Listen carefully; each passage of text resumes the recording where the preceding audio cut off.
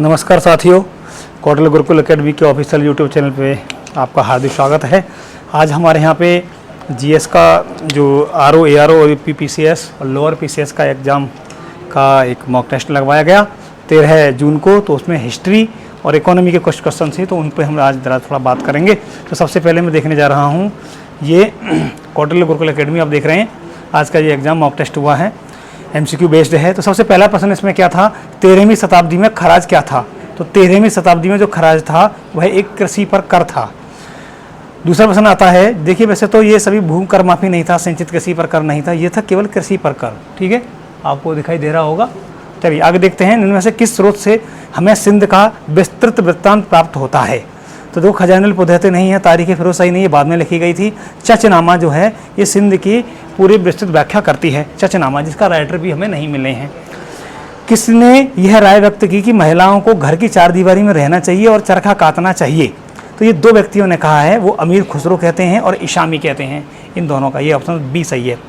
मोहम्मद गौरी की भारत विजय व नव स्थापित तुर्की सल्तनत के इतिहास का प्रत्यक्ष विवरण किस ग्रंथ में मिलता है। यानी मोहम्मद गौरी ने जो आक्रमण किए, तो यह तबकात ए नासिरी में ठीक उल्लेख है। बी ऑप्शन सही है। इस सी जो लिखा हुआ है पर ऑप्शन दूसरा ऊपर से आते हुए सही है।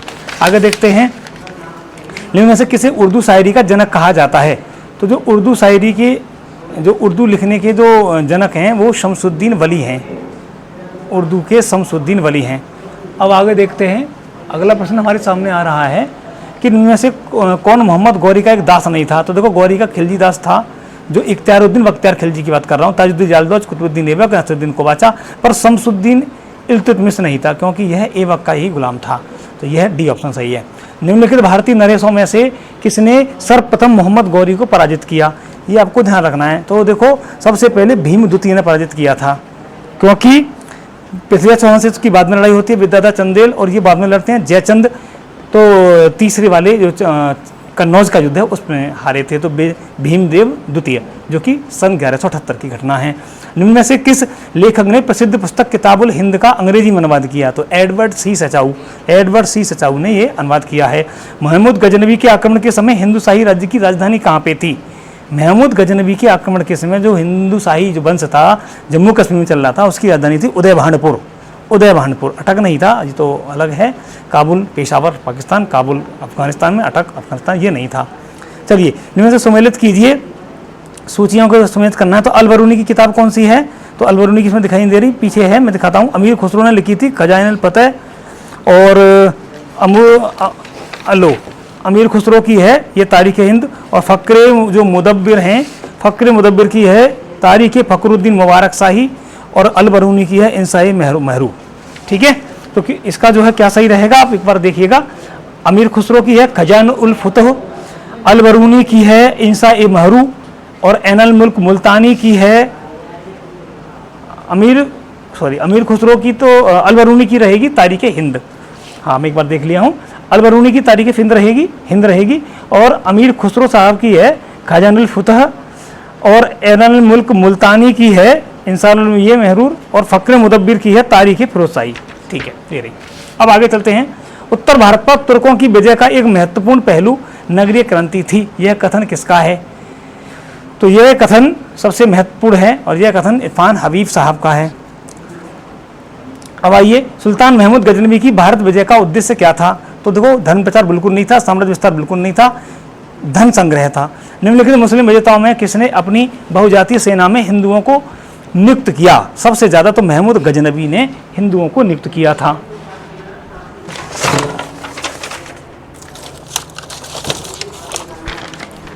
चलिए अब आगे चलते हैं।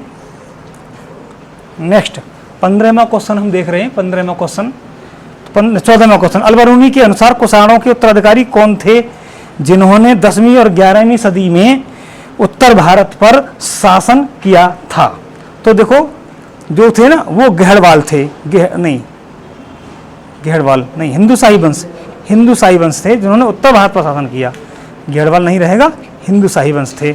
11वीं 10वीं सदी में ये हिंदू शाही वंश। 14वीं का ये वाला क्वेश्चन ऑप्शन सही है। चलिए हिंदू शाही सही है, गहड़वाल गलत है। पृथ्वीराज चौहान को कैद करके अजमेर ले जाया गया, जहाँ उसने गौरी के अधीनस्थ कुछ वर्षों तक शासन किया। यह बस जो कथन है ये किसका है कि जो पृथ्वीराज चौहान युद्ध के दौरान यह हादसा हुआ, तो ये हसन निजामी ने कहा था। ठीक है, अब आगे चलते हैं। हमारा 16वां क्वेश्चन, अमीर खुसरो के अनुसार शतरंज का खेल आविष्कृत किया गया। तो जिस समय अमीर खुसरो ये बात लिख रहे हैं उनके अनुसार ये भारत में शतरंज का खेल आविष्कृत किया गया था। अब आगे देखिए, तुर्कों के शासनकाल में भारत की राजकीय भाषा क्या थी? तो फारसी थी, कोई दिक्कत ही नहीं है, तुर्कों ने भारतीय राजकीय भाषा रखी अपनी। पुराणों का अध्ययन करने वाला पहला मुसलमान, याद रखो, महमूद गजनवी के समय भारत आया और उसका नाम है अल बरूनी। अल बरूनी, ठीक है, अल बरूनी उतबी, फराबी, बेहाकी, तुसी, उसरी, सालार गाजी, ख्वाजा अहमद, ये 9 व्यक्ति आए थे। इनमें से कौन? 731 में अरबों के सिंध के तट पर एक नगर स्थापित किया जिसका नाम क्या था? तो मंसूरा। सबसे पहले 731 में मंसूरा, फिर उसके बाद महफूजा। ये पहला है, दूसरा है, ध्यान रखना है आपको। लाहौर में गजनी वंश का अंतिम शासक कौन था? लाहौर में गजनी वंश का खुसरो मलिक। जब गजनी शासन चल रहा था उसको 2-3 बार हराया गया है, ध्यान रखना है आपको, खुसरो मलिक को। तारीख यामिनी, जिसे किताब ए यामिनी के नाम से कहा जाता है, इसके लेखक कौन है? तारीख यामिनी सबसे ज्यादा चर्चा में रहती है, तो ये अबू नस्र उतवी। ये अबू नस्र उतवी जो है ये किसके समय पे थे? अबू नस्र उतवी आपको दिख रहा होगा, महमूद गजनवी के समय पे। अब आगे चलते हैं।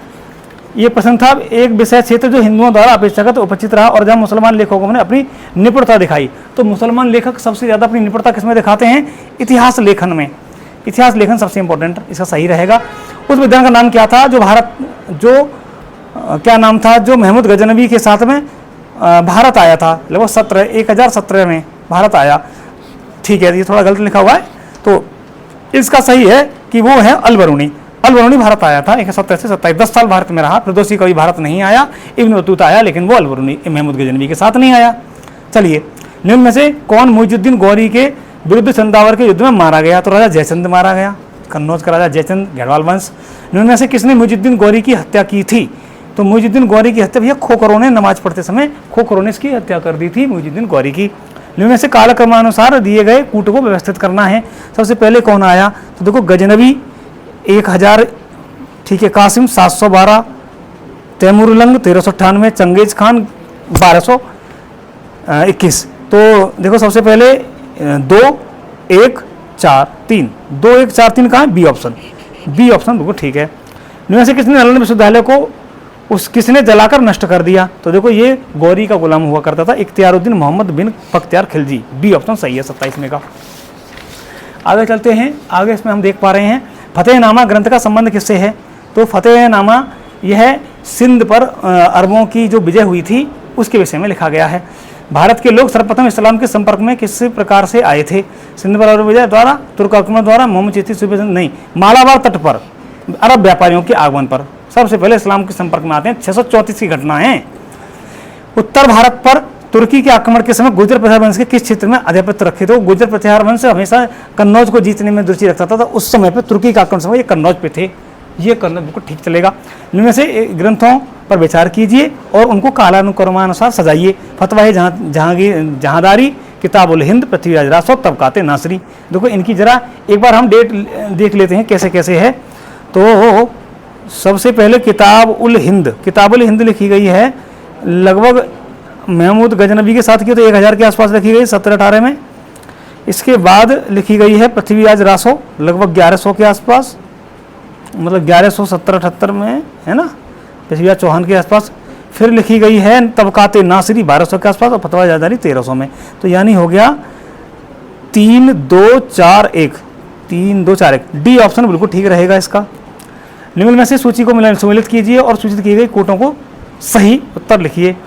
मुल्ला दाऊद, चंदायन, दामोदर कवि, आशिका और हमारे सोमनाथ, पद्मावती कथा, अमीर खुसरो, राग प्रबोध। तो इनको मिलान करना है। तो इसका मैं एक एक करके आपको मिला देता हूँ कि कैसे कैसे मिलेगा। ठीक है, मुल्ला दाऊद की चंदायन ही है, मुल्ला दाऊद की चंदायन है, कोई दिक्कत नहीं है। और दामोदर कवि की है पद्मावती की कथा, पद्मावती कथा यानी 1-3 कहाँ का आ रहा? 2 जगह पे आ रहा है, कोई बात नहीं।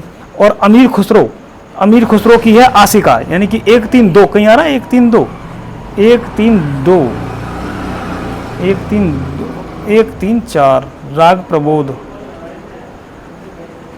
नहीं, अमीर खुसरो, हाँ अमीर खुसरो की तो आशिका ही है।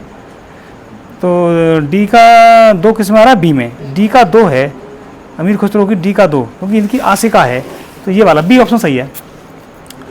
ठीक है, दोबारा बता देता हूँ आपको। मुल्ला दाऊद ने जो लिखी थी वो चंदायन ही लिखी है, दामोदर कवि ने जो लिखी है पद्मावती कथा लिखी है, और शोभनाथ ने राग प्रबोध लिखा है, और अमीर खुसरो ने आशिका लिखी है। तो डी बी ऑप्शन सही है। निम्नलिखित कथनों पर विचार कीजिए और इनके विषय में सही कूट के बारे में बताना है आपको कि कैसे कैसे क्या है।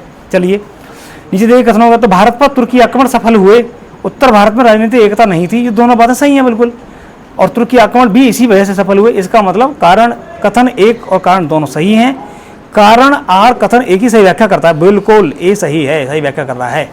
कौन सा एकदम सम्मिलित नहीं है? मलिक उत तुजार, ये व्यापारियों का समूह था। ठीक है। बक्काल, बक्काल जो होते थे क्या अनाज व्यापारी हुआ करते थे? हाँ जी बिल्कुल ठीक है। तुमानन नमक व्यापारी, तुमान जो है ना नमक व्यापारी नहीं थे, ये नमक का व्यापार नहीं करते थे, ये बिल्कुल गलत है। कुछ एक रिहायशी किला, हाँ जी कुशक जो है एक रिहायशी किला होता था। नाप्ता और मैंगोनेंस का प्रयोग भारत में सर्वप्रथम किस क्षेत्र में हुआ? नाप्ता और मैंगोनेंस, ये बहुत महत्वपूर्ण प्रश्न है, जब कभी एग्जाम में आपको फंसा रहा होता है तब ये होता है।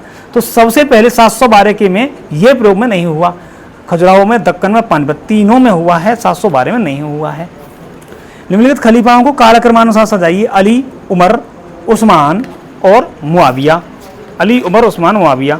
ठीक है, अभी देखते हैं। तो ऑप्शन दे रखे हैं। तो सबसे पहले आते हैं उमर आते हैं सबसे पहले, फिर आते हैं उस्मान, फिर आते हैं और कौन दे रखा है? अली, फिर आते हैं मुआविया। ये लास्ट में बने हैं। तो चौथा जहां लास्ट में हो, 2 जगह लास्ट में है, तो 1 2 ये होगा 2 3 1 4, 2 3 1 4, ए ऑप्शन सही है इसका। निम्नलिखित उस खलीफा की पहचान कीजिए जिसने पैगंबर मोहम्मद की बीवी को बैटल ऑफ कैमल में पराजित किया था। ये बहुत महत्वपूर्ण प्रश्न है कि कौन थे वो? तो अली ने बैटल ऑफ कैमल में इनकी जो बेवा थी, मोहम्मद साहब की बीवी थी आयशा, उनको पराजित किया था।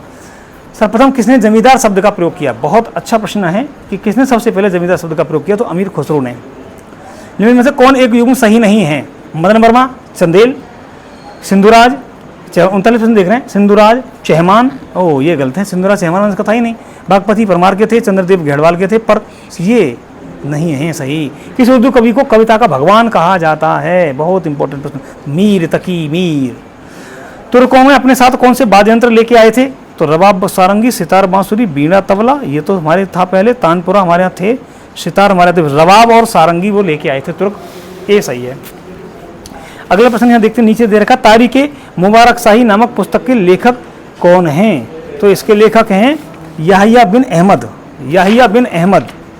फारसी कविता का भारतीयकरण करने वाला प्रथम कवि कौन है? फारसी कविता का जो भारतीयकरण करने वाला कवि है वो हैं अमीर खुसरो।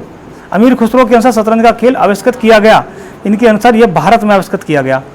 निम्न में से कौन सा सही सुमेलित है? बकबक, लेखा, मुशरिफ, गुप्तचर बिल्कुल नहीं होते थे, ये तो जो होते थे बरीद होते, मुनि होते, मुनिहान होते थे गुप्तचर, बकबक लेखा नहीं करता था।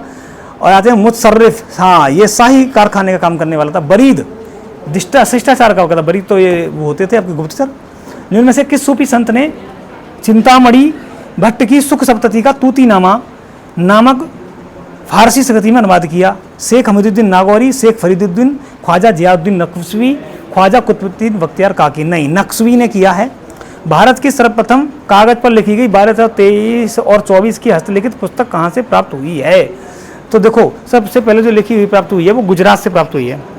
संस्कृत स्रोतों के ऐसा है। तिब्ब ए सिकंदरी का क्या विषय था? ज्योतिष? नहीं, ये तो भैया आयुर्विज्ञान। तिब्ब ए सिकंदरी आयुर्विज्ञान से जुड़ाव रखती है। निम्न में से कौन सही सुमेलित है? अल बरूनी की रजमनामा, हसन निजामी की तारीख हिंद, और यह है वर्णी तबकात ए नासरी, अमीर खुसरो की तुगलक नामा। तो कौन सी बिल्कुल ठीक है? तो देखो अमीर खुसरो की तुगलक नामा एकदम ठीक है। ठीक है, आगे चलते हैं। 50वां क्वेश्चन है, इनमें से किस एक स्थान को अरब यात्रियों ने स्वर्ण ग्रह कहा है? तो मुल्तान को, क्योंकि देखो मुल्तान से सबसे ज्यादा लूटपाट मचाई थी, इसी वजह से इसको जो है स्वर्ण ग्रह कहा गया है। तो 50 क्वेश्चन हो गए। अगली वीडियो में अगर आपको हमें इकोनॉमी से भी क्वेश्चन चाहिए, इनका हल 50 क्वेश्चन और हैं बहुत बेहतरीन, तो आप जरूर कमेंट करिएगा। धन्यवाद। आपके इस प्रैक्टिस सेट में कुल कितने अंक आए हैं कमेंट करके बताइएगा। धन्यवाद।